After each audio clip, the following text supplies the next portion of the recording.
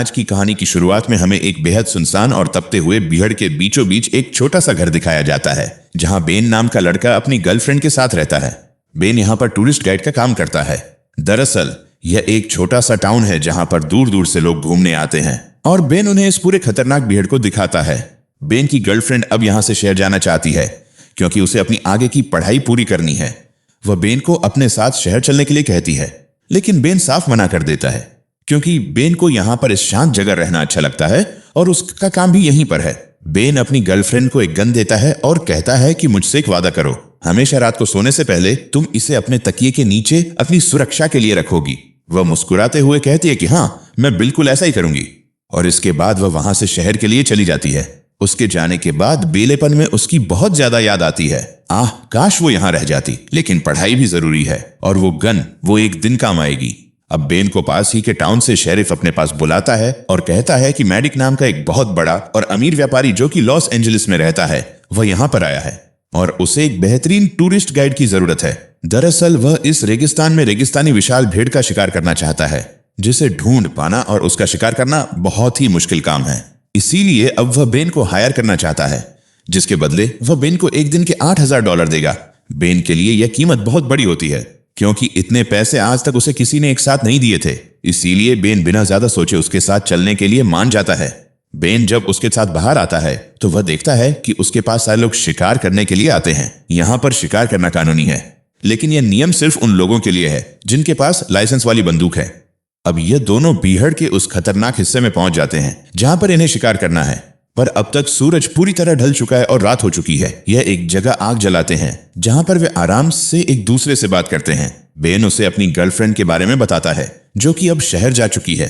साथ ही वह अपने माता पिता के बारे में बताता है और कहता है कि बचपन में एक बार हम इसी बीहड़ में फंस गए थे। दरअसल मेरे पिता की गाड़ी अचानक खराब हो गई थी। हम कई दिनों तक वहां फंसे मदद का इंतजार करते रहे, लेकिन कोई भी मदद के लिए नहीं आया। उस झुलसाती धूप में मेरी माँ ने अपनी लिपस्टिक मेरे चेहरे पर बार बार लगाई, जिस वजह से मैं उस खतरनाक गर्मी से बच गया। पर पानी की कमी से वह दोनों नहीं बच पाए और मेरी आंखों के सामने तड़प तड़प कर मर गए। यह दर्दनाक किस्सा कहते कहते बेन बहुत भावुक हो जाता है। इसके बाद यह दोनों के दोनों वहीं पर सो जाते हैं। बेन, तू नन्हा था और तेरी माँ ने अपनी जान देकर तुझे बचा लिया। कैसी माँ होती है। यह दोनों शिकार करने के लिए निकलते हैं, जहां पर रास्ते में मैडिक एक जगह बेमतलब गोलियां चलाना शुरू कर देता है, जिससे शिकार करने का कोई भी अनुभव नहीं है। वह गुस्से में पूछता है कि तुम्हें लाइसेंस किसने दिया। वह बड़े घमंड से बताता है कि मेरे पास लाइसेंस नहीं है, इसीलिए मुझे किसी लाइसेंस की कोई जरूरत नहीं है। बेन उसे समझाता है कि बिना लाइसेंस वाली बंदूक से यहाँ पर शिकार करना पूरी तरह से गैर कानूनी है। लेकिन इससे पहले कि बेन कुछ और बोलता, मैडिक उसे बहुत सारे पैसे निकाल कर देता है, जिससे बेन का मुंह बंद हो जाता है और वह चुपचाप आगे बढ़ने लगता है। अब यह दोनों के दोनों एक ऊंची चट्टान की चोटी पर जाते हैं, जहां से बेन अपनी दूरबीन से शिकार को ढूंढ रहा होता है। बहुत देर तक उसे कोई भी शिकार नहीं दिखता। साथ ही मैडिक उसे बार बार बेवकूफों की तरह परेशान कर रहा होता है और तभी अचानक मैडिक एक तरफ अपनी बंदूक से गोली चला देता है। हालांकि बेन ने उसे वहां गोली चलाने के लिए बिल्कुल नहीं कहा था। ये दोनों उस तरफ भाग कर जाते हैं और देखते हैं कि वहां पर इसी टाउन के एक बूढ़े आदमी को, जो यहाँ बीहड़ में खनिज पदार्थों की खोज करता था, उसे गोली लग चुकी है और वह खून से लथपथ पड़ा है। बेन इस बूढ़े आदमी को बहुत अच्छे से जानता था और बेन तुरंत उसकी मदद करना चाहता है। इसीलिए वह प्राथमिक उपचार के लिए गाड़ी के पास भाग कर जाता है। वहीं हमें मैडिक को दिखाया जाता है, जो यह सब देखकर बहुत डर जाता है। उसे समझ में आ चुका है कि उसने एक बहुत बड़ा जुर्म किया है। इसीलिए वह तुरंत अपने साथी को कॉल करता है और सब कुछ बता देता है और कहता है कि मैं शायद अब बहुत बुरी तरह फंस गया हूं, कि तुम उस आदमी को एक और गोली मार दो, लेकिन अपनी बंदूक से नहीं बल्कि बेन की बंदूक से। और इसके बाद मैडिक बिल्कुल ऐसा ही करता है। बंदूक की तेज आवाज सुनकर बेन वापस भाग कर आता है और देखता है कि उस बूढ़े आदमी के शरीर में अब 2 गोलियां हैं। वो मैडिक से चिल्लाकर पूछता है कि तुमने ऐसा क्यों किया। मैडिक बड़ी चालाकी से कहता है कि यह मैंने नहीं किया, बल्कि तुमने किया है। एक गोली तुमने चलाई और एक गोली मैंने, यानी कि इसकी मौत के जिम्मेदार हम दोनों हैं। बेन समझ जाता है कि मैडिक ने ऐसा सिर्फ अपने आप को बचाने के लिए और बेन को फंसाने के लिए किया है। और इसके बाद मैडिक उसे लालच देते हुए कहता है कि अगर तुम इस बारे में किसी को कुछ नहीं बताओगे तो मैं तुम्हें हर साल के $3 लाख दूंगा। साथ ही विश्वविद्यालय में तुम्हारा दाखिला भी करवा दूंगा, जिसके बाद तुम शहर में आराम से अपनी गर्लफ्रेंड के साथ रह सकते हो। पैसों और अपने भविष्य के बारे में सोचकर बेन उसकी बात मान जाता है, जिसके बाद ये दोनों के दोनों उस बूढ़े आदमी को वहीं रेत में दफन कर देते हैं। उसकी शांति के लिए प्रार्थना करते हैं और अपनी गाड़ी के पास वापस आ जाते हैं। वहां पर मैडिक पानी को बर्बाद कर रहा होता है और आराम से अपना मुंह धो रहा होता है। यह बात बेन को बिल्कुल अच्छी नहीं लगती, क्योंकि इस सूखे बीहड़ में पानी मिलना बहुत ही मुश्किल है। बेन, तूने गलत किया। पैसों के लिए एक बेकसूर की जान का श्राप तूने अपने सर ले लिया। ऐसा मत कर। बेन चुपके से गाड़ी के पास आ जाता है जहां पर उसका बैग रखा हुआ है। उसके पास एक छोटा सा यंत्र है जिससे वह आपातकालीन संदेश भेज सकता है। इससे पहले कि वह शेरिफ को संदेश भेजता, यहाँ पर मैडिक उसे पीछे से देख लेता है और तुरंत बंदूक की नोक पर ले लेता है। मैडिक गुस्से में कहता है कि तुम्हारे और मेरे बीच में एक करार हुआ था जिसके मुताबिक तुम इस बारे में किसी को कुछ नहीं बताओगे, लेकिन तुमने धोखा देकर उस करार को तोड़ दिया। जिसके बाद वह उसके यंत्र को पैरों तले कुचल कर तोड़ देता है। साथ ही बंदूक तानकर कहता है कि तुम अपने सारे कपड़े उतारो। बेन को अपनी जान बचाने के लिए उसकी बात माननी पड़ती है। मैडिक उसके कपड़े और जूते उतरवा देता है और कहता है कि अब तुम इसी तरह से नंगे पैर अपने घर जाओ। बेन को उसकी बात माननी पड़ती है और अब वह उस तपते हुए बीहड़ में चलना शुरू कर देता है। मैडिक को अच्छे से पता है कि बेन इस तरह से घर कभी नहीं पहुंच सकता, बल्कि इस भयानक गर्मी और प्यास से उसकी मौत हो जाएगी। जिसके बाद उस बूढ़े आदमी जिसका नाम चार्ली था, उसकी मौत का पूरा इल्जाम बेन के ऊपर आ जाएगा। क्योंकि उस बूढ़े आदमी के शरीर में एक गोली बेन की भी है, पुलिस को यही लगेगा कि बेन उसे मारकर भाग रहा था और रास्ते में भूख और प्यास से तड़प कर मर गया। अब बेन धीरे धीरे तपती रेत पर आगे चलने लगता है। कुछ देर बाद उसके सामने एक खंभा आता है जिस पर वह एक नंबर को पढ़ता है। मैडिक दूर से उसे अपनी दूरबीन से लगातार देख रहा होता है। दरअसल वह तब तक उसका पीछा नहीं छोड़ेगा जब तक उसकी आंखों के सामने बेन की मौत ना हो जाए। बेन लगातार दर्द सहते हुए आगे बढ़ता ही चला जाता है और जब उसके सामने खंभा नंबर 2 आता है तो वह भागकर चट्टान में कहीं गायब हो जाता है। मैडिक यह सब देख लेता है और अपनी गाड़ी लेकर तेजी से उसी तरफ बढ़ चलता है जहां पर बेन गायब हुआ है। वहां पहुंचकर वह देखता है कि बेन आसपास कहीं भी नहीं है। बेन दरअसल इन्हीं चट्टानों में बनी हुई एक गुफा के अंदर चला जाता है, जो एक तरह का गुप्त बंकर होता है और यह बंकर उसी बूढ़े आदमी का है जिसे गोली मारकर मैडिक ने मार दिया था। यहाँ पर खाने पीने की पूरी सप्लाई होती है। बेन सबसे पहले पानी पीकर यहाँ पर अपनी बुझती हुई प्यास बुझाता है।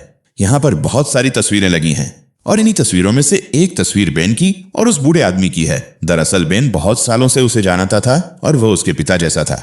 बेन रोते उससे माफी मांगता है कि मैं तुम्हारी जान नहीं बचा पाया, और तभी बेन को एहसास होता है कि इस गुफा के अंदर कोई आ रहा है।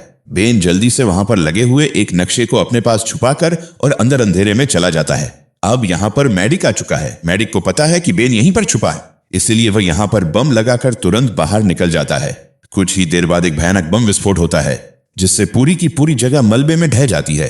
पर बेन की किस्मत अच्छी होती है कि वह मलबे के गिरने से पहले ही एक दूसरे रास्ते से बाहर निकल चुका था। वह यहाँ से आगे बढ़ रहा होता है, तभी अचानक उसके सामने मैडिक आ जाता है।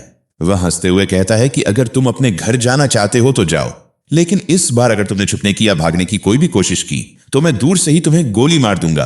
बेन, तू फंस गया है, लेकिन हौसला मत हार, जिंदा रह। बेन को पता है कि उसके पास जो बंदूक है वह बहुत ज्यादा उन्नत है और दूर से उस पर वह अचूक निशाना लगा सकता है। इसीलिए बेन को एक बार फिर से उस आग उगलते रेगिस्तान में आगे बढ़ना पड़ता है। यहाँ से जो सबसे नजदीकी टाउन है वह 45 मील दूर है। और अब बेन के पास जो नक्शा होता है जो उसने मैडिक से छुपा लिया था, उस नक्शे के सहारे वह आगे बढ़ने लगता है।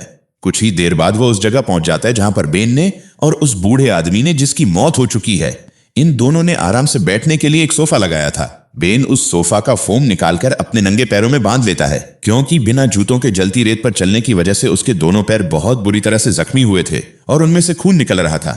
यह जगह ऐसी जगह पर होती है जहां पर बेन को मैडिक दूर से नहीं देख सकता। इसीलिए बेन इस जगह का पूरा फायदा उठाकर एक बार फिर से मैडिक की नजरों से ओझल हो जाता है।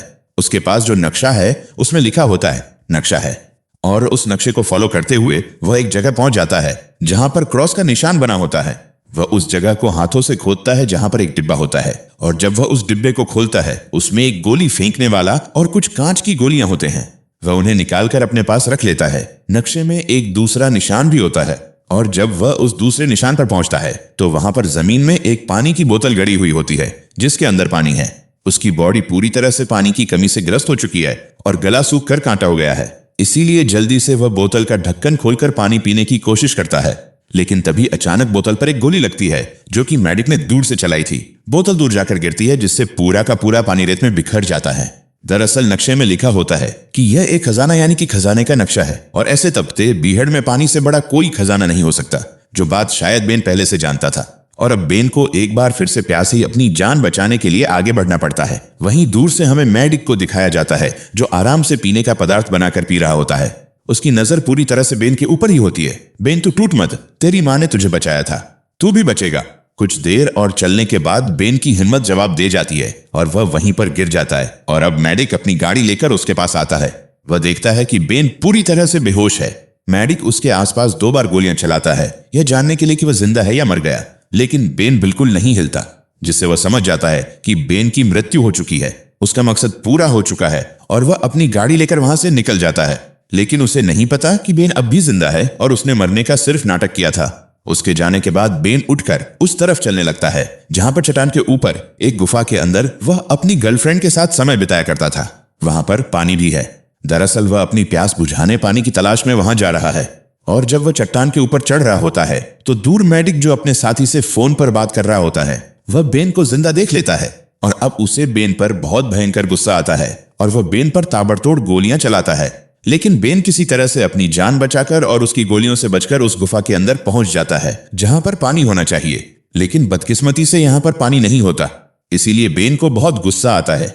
वहीं मैडिक बाहर से चिल्ला चिल्ला कर कहता है कि आत्मसमर्पण कर दो, तुम्हें मुझसे कोई नहीं बचा सकता। लेकिन बेन अब रात होने का इंतजार करता है ताकि रात के अंधेरे में वहां से निकल सके। रात हो जाती है और मैडिक ने अपनी गाड़ी की लाइट्स उस तरफ जला रखी होती है जिस गुफा के अंदर बेन है। बेन चुपके से दूसरे रास्ते से बाहर आता है। वह देखता है कि मैडिक बाहर पी रहा है और इसी बात का फायदा उठाकर वह गाड़ी से अपनी जैकेट निकाल लेता है, क्योंकि बीहड़ में रात को बहुत ज्यादा कड़ाके की ठंड हो जाती है।